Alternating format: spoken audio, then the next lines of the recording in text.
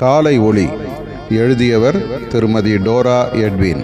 இந்த பூமியில் நீ வாழும் நாட்கள் என் கரத்தில் உள்ளன. நீ செய்து முடிக்க வேண்டிய வேலைகள் என் திட்டத்தில் உள்ளன. என்னோடு அடியெடுத்து வைத்து நடந்து வா. என் ஆலோசனையின்படி இந்த நாளிலும் நட. என் திட்டங்கள் நிறைவேறும்.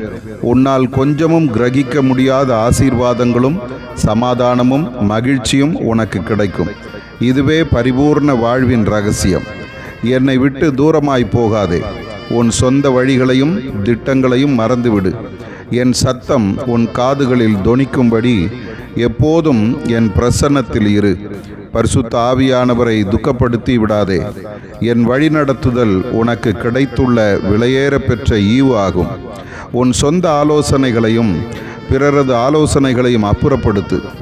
என் அமர்ந்த மெல்லிய குரல் உனக்கு தெளிவாக கேட்கும்படி உன்னை அமைதிப்படுத்து. காத்திரு. அவசரப்படுவதை தவிர்த்து விடு. என் வழிகளும் என் நினைவுகளும் உயர்ந்தவை, உன் புத்தி கெட்டாதவை. ஆகவே நீ அமைதியாக காத்திரு. எதிரிகளின் சேனையை நீ மடங்கடிக்க முடியாது. ஒருவரோடொருவர் சண்டையிட்டு அவர்கள் மடிந்து போவார்கள். அற்புதமாய் செயல்பட்டு உன்னை விடுதலை செய்வேன். என் சித்தம் என்ற வட்டத்துக்குள்ளே என் பிரசன்னத்திலேயே தரித்திரு. ஆதார வசனம்: நோவா தேவனோடு சஞ்சரித்து கொண்டிருந்தான். ஆதியாகமம் 6:9.